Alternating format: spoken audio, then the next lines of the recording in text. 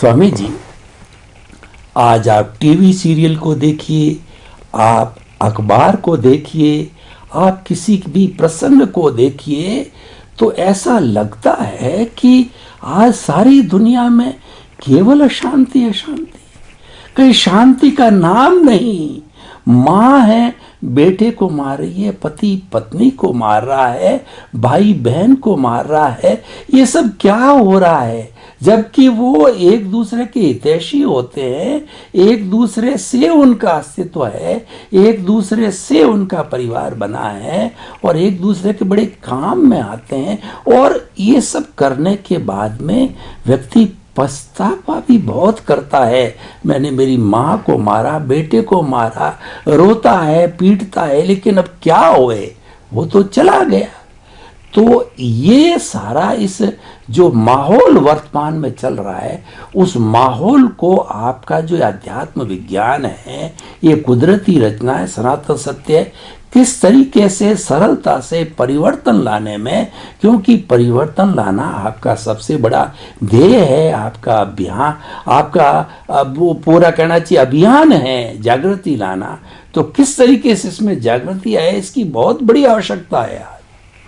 सबसे बड़ी बात यह है कि हम अज्ञानता के वश माता पिता के साथ, भाई बहन के साथ, परिवार के साथ, पति पत्नी के साथ हम झगड़ा करते हैं। हालांकि वो नहीं होना चाहिए, क्योंकि हम एक ही परिवार के लोग हैं। हो सकता है मतभेद हो सकता है, मनभेद नहीं होना चाहिए। तो अपने जीवन में ऐसा क्यों होता है? क्योंकि वैसे तो ये क्रिया जो होती है एक दूसरे को मारने की, या तो गुस्सा करने की, या तो एक दूसरे के ऊपर आरोप करने की, वैसे तो आध्यात्म विज्ञान इसको उदय कर्म बोलते हैं। इसको न पुरुषार्थ बोलते हैं और न ही आपकी फ्रीडम बोलते हैं।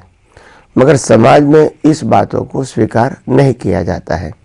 समाज अपनी दृष्टिकोण से जो हो रहा है उसको ही सत्य मान के चलता है, और इसीलिए समाज में ऐसा नहीं होना चाहिए।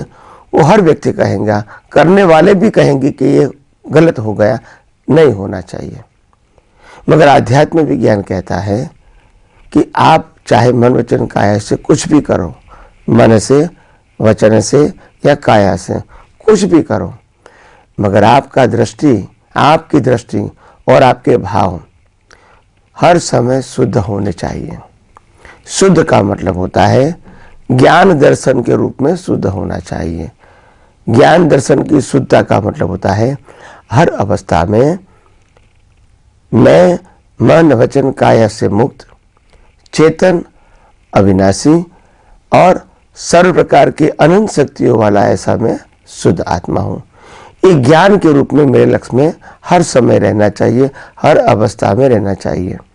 और मेरे अलावा जो मन वचन काया है और उनकी जो अवस्था है वो क्या है, 5 इंद्रियों से अनुभव में आती सृष्टि है, वो क्या है? ये सब कुदरती रचना है जो पहले मैंने डिटेल में बताया है। अगर ऐसा हम देखते रहेंगे तो मैं समझता हूँ दुनिया के हर प्रश्नों का जो समाधान है वो समाधान उसमें समाया हुआ है। हम लड़ते हैं, झगड़ते हैं, अच्छी बात नहीं है as a society and as a social, मगर हम इसमें परिवर्तन क्या कर सकते हैं? हम अपने भाव को परिवर्तन कर सकते हैं, दृष्टि को परिवर्तन कर सकते हैं, अपनी सोच को परिवर्तन कर सकते हैं, अपने आशय को परिवर्तन कर सकते हैं, मगर संजोगों को परिवर्तन नहीं कर सकते हैं। तो आइए हम ये विज्ञान के माध्यम से वास्तव में हम क्या कर सकते हैं, क्या नहीं कर सकते हैं, वो धीरे धीरे डिटेल में जानते जाएंगे। वैसे वैसे ये समझ आती जाएगी। सिद्धांत ये है कि जन्म से मौत तक इंसान मन वचन काया से जो कुछ भी करता है वो 100% कर्म फल है, उसमें कर्म का अंश नहीं है।